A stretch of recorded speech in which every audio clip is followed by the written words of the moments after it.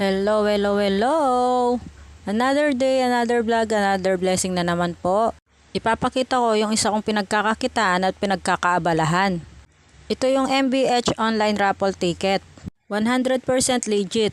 Isa nga to sa sikat na online raffle ticket dito sa atin, lalong-lalo na dito sa Pampanga. Isa nga pala akong sub-agent or nagbebenta ng ticket.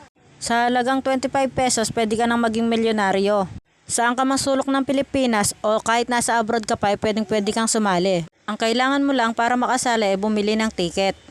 Sa payment naman ay pwedeng cash or GCash, depende na lang kung anong napag-usapan nyo ng inyong agent. Isa-isa ko na ang nilista ang pangalan ng mga bumili sa akin. Nung natapos ko na nga yung aking ginagawa ay pinatulog ko naman tong mga bata. Tsaka ako na nga pinatay yung ilaw, tumabi na ako sa kanila. Naramdaman nga ni Iya yung paghiga ko kaya tignan nyo, niyakap niya ako. Kahit puyat nga ako, bihirang-bihira nga ako makatulog sa tanghali. Ewan ko ba kung bakit. Higa nga lang ako para makapagpahinga. Eto naman si Ram sa kabilang gilid. Sinanay ko nga natutulog sa tanghali yung mga anak ko. Hug pa nga lang ng ating mga anak ay nakaka-relax na. Nung nagising na nga rin sila ay tumayo na ako at pumunta dito sa kusina. Isa-isa ko na nga pinunasan at tinaob dito sa lagayan. Napatiktik ko na nga rin kaya konting kuskus na lang. Ayoko kasing nilalagay sa lagayan ng basa at tumutulo pa. Hay, buhay nanay nga naman. Pagising sa umaga, gawaing bahay. Bago matulog, gawaing bahay. Umpisahan mo nga sa gawaing bahay, matatapos din sa gawaing bahay.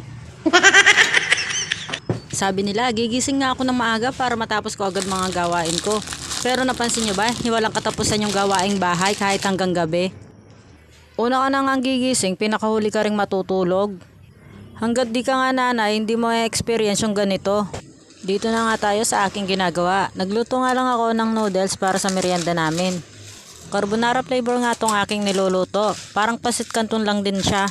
Nagpakulo nga lang ako ng tubig at saka ko na nga nilagay yung noodles. Ko na nga nilagay itong parang kulangot. Bahala na nga kayo kung anong tawag dyan. Basta ang alam ko kasama siya sa seasoning. Pinakuluan ko nga lang hanggang sa lumambot yung noodles. Tsaka ko na nga rin pinatay yung kalan. Tsaka ko na nga rin sinalin at nilagay sa pinggan. 3 pack ng noodles nga pala tong aking niluto.